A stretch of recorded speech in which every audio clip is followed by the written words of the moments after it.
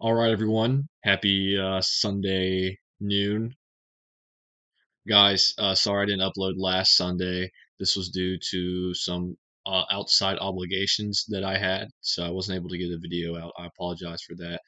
But today we will be talking about a special book on writing called On Writing by Stephen King. If you're a writer, maybe you're not a writer, and you're just a King fan or book fan in general, you've definitely probably heard about this book before.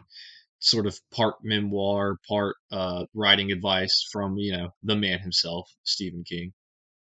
And so today, guys, I'm going to talk about two writing tips that Stephen King gives us that we should take for truth and live by. And I'm going to give you guys two tips that he gives that you should maybe take with a grain of salt. Also, just to preface this, he is Stephen King, and I'm a YouTuber with 10 subscribers. So if you think these tips are bad or good, that's for you to judge. This is from my opinion, what I think will work well for someone that's starting to write versus someone who maybe is a veteran or more experienced.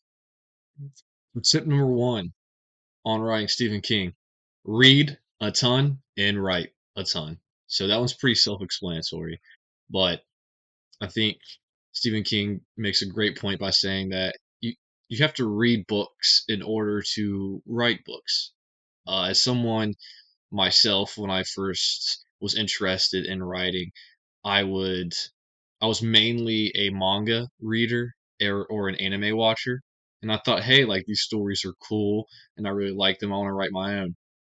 The thing is, there's a lot about the craft of writing that you're not going to be able to learn if you're just watching TV shows or you're just, reading comic books or, anime, stuff like that. Anything from when to put a paragraph space, this like grammar, the structure, how to form a chapter, knowing when to stop and pick up.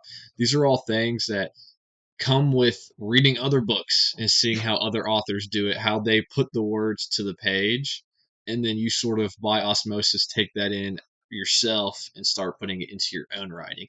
And that's something you can't do if you're not reading books.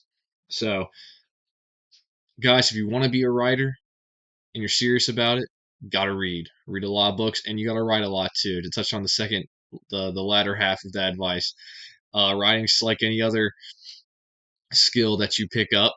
The more you do it, the better you get. So write a lot and read a lot, and read in the genres that you want to write in too. Read in the genres that you don't want to write in as well to see what these genres do well with how they form a story, how they separate their chapters, how they string a sentence together, things like that.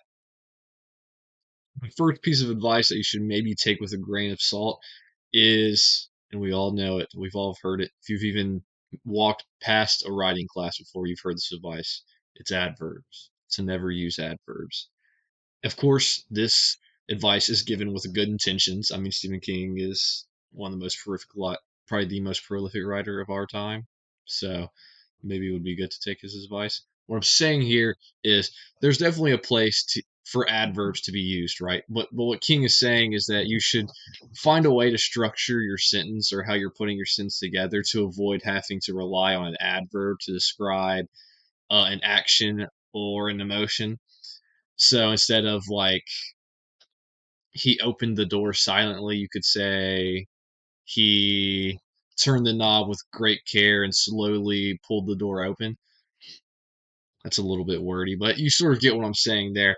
To really hammer into your readers the emotion of what's happening or the action that's happening, the intent, try to avoid the adverb.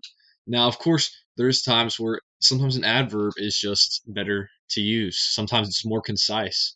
And King actually talks a lot in this book about being concise as a writer. So maybe sometimes the adverb is the option because it's less wordy. It gets to the point more. And sometimes there's just a certain type of feeling or action that you want to describe that's kind of hard not to without using the adverb. So, guys, of course, use adverbs if you want. Just don't use adverbs every sentence because, like other aspects of writing, being too repetitive is never a good thing. So, use adverbs when you need to, but just don't overdo it. For the final piece of advice that you should definitely take to heart, and as someone who is beginning to try to write some things of their own that I've taken and used, and it's helped me a ton, is to give yourself a writing routine. What are we doing? Give yourself a routine and take advantage of the urgency of your story. So to touch on that more, the routine one, it makes sense. Give yourself set aside some time each day for writing. It doesn't have to. You don't have to do it 7 days a week, like a full time 24/7 job. Maybe set aside an hour or two. Maybe if you're working on your break, your lunch break, or if you have another break after you get done eating or whatever, set aside the rest of the time for writing.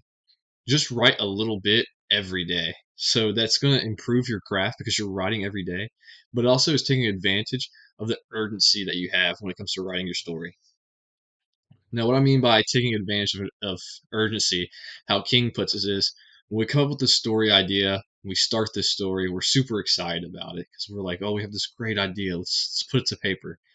And so in the first 3 days of starting the project, we'll get like 4 or 5 chapters. We'll be really excited about it.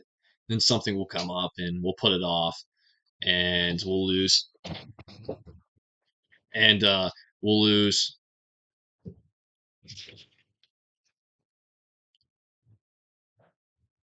I apologize. My cats are currently WWEing, Randy Orton RKOing each other outside of the bedroom.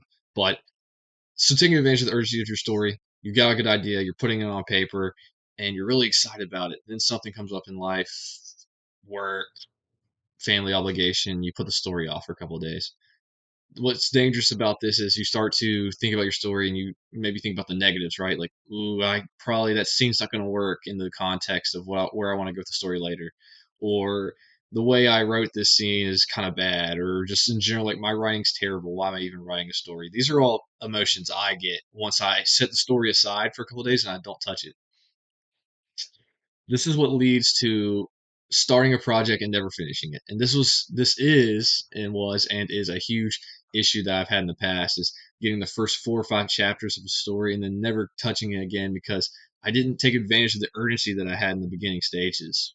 So giving yourself a writing routine forces you to put aside all the negative emotions, realize that the first draft is going to be bad anyways. You're going to have to edit it and just get that story done.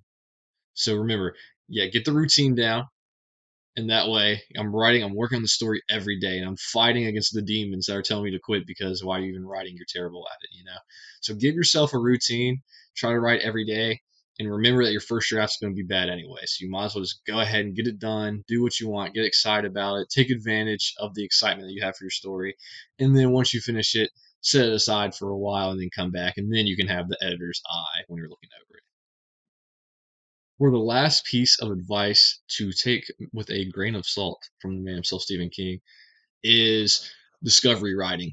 So King is a strong advocate of discovery writing, which is you have an idea for a story, you're pretty sure how you want it to start and end, and so you go ahead, no outline, just go ahead and start the story, see where it takes us.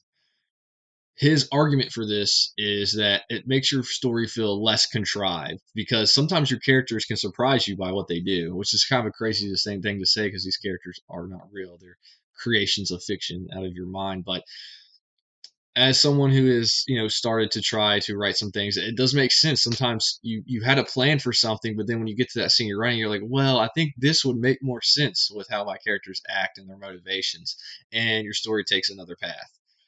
And I think that is a good thing that for your story not to feel contrived or like too plotted out to where everything happens just for the sake of the plot. I think the problem is with just discovery writing is one, you'll have a lot of rewrites. So you're going to finish your story and you're going to find a lot of plot holes. You're like, oh, okay, I want a direction. I need to cover that up. So you'll have to go back. It'll be more editing in the end.